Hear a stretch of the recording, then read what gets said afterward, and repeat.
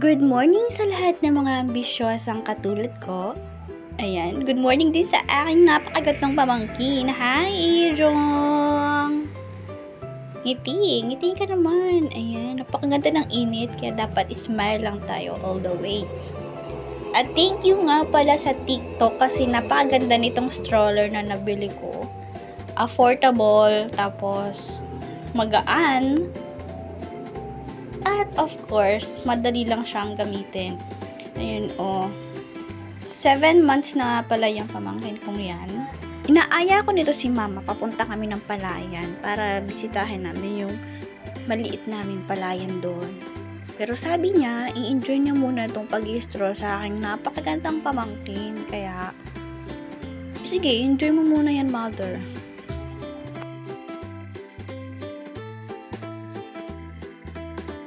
Ano, naiinip ka na ba? Ikot-ikot muna.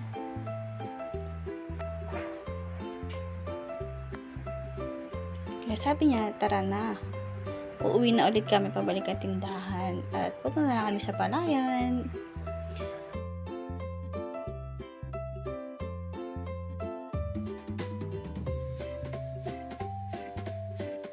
Ito din nga pala yung aking maliit na tindahan.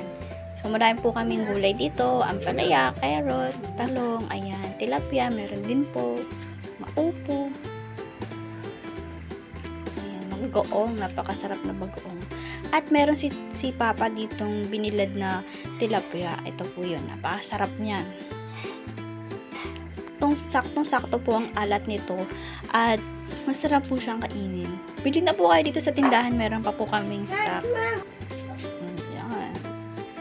Sabi yan, si mama, pauwi na. At makikita niyo aking kapatid. Ni-encourage ko siya na mag-vlog. Kasi hindi naman ang vlogging para sa akin siguro. At ito na yung stroller. Hindi pa ako marunong magtupi nito, kaya ganyan na lang muna. Ang aming napakagandang kalsada. At ayan, malungkot pa rin ang beshi mo. Malungkot pa rin. Andito na po kami sa palayan. Hindi po amin yung palayan na nakikita nyo dyan, ha. Yan po ay sa kapitbahay. Daan lang po yan. Pero ang ganda ng palayan nila. Sana magkaroon din ako yan soon. Palayan. Para hindi na kami bibili ng pagkain.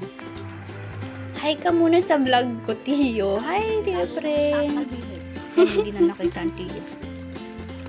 Ang ganda talaga ng palayan nila, nakaka-inspire. Parang gusto ko din magkaroon ng ganitong palayan. Tapos, yan. Andito na tayo sa mga tita. Hi, Tita Mariday. Nasaan ka na? Nasaan ka na po? Sino may birthday? Busy yata mga mother kasi parang nagagamas. Ayan nga, nagagamas nga siya. Ang lawak na ginamasan mo, tita. At napakadaming sampal. Akala niya, daladala ko yung baby na newborn. Pero hindi. At sabi nila, wag muna daw dalhin kasi yung bata pa niya. Wala pa siyang 1 month, guys. Ayan. Diba? Napakasarap. At sana may ganito kaming tubig. Sana all na lang sa tubig. Guys, Parang kahoy. ito po yung palayan namin. So medyo nalungkot ako kasi madami siyang damo. Madami pong damo yung palayan namin na yung isang At ito po, ayan. Ito po nakikita nyo yan na yung aming palayan. Maliit lang po talaga siya.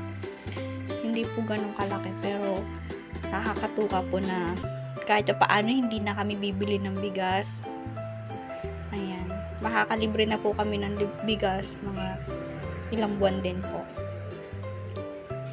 So, ayun, medyo nakakalungkot lang kasi kinain ng kohol.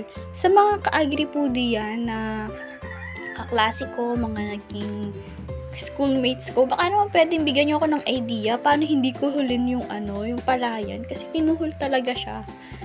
At ano yung magandang gawin? Char! Nanghingi ng advice. Ayan, yan.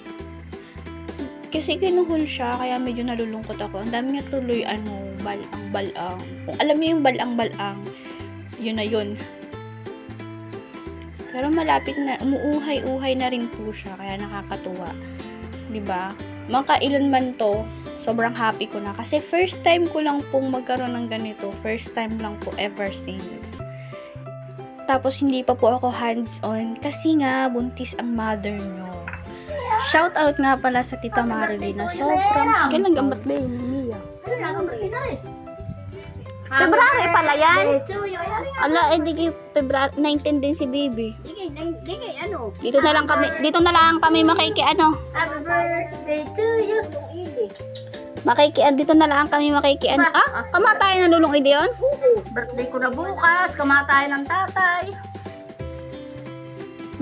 Dito na lang kami makiki-birthday. Oo nga, birthday ko din yun eh. Sa 19, dahil birthday nito. Ay, may birthday yan pala po dito sa February 19. Kaya, naglilinis siya. Happy birthday, Mia.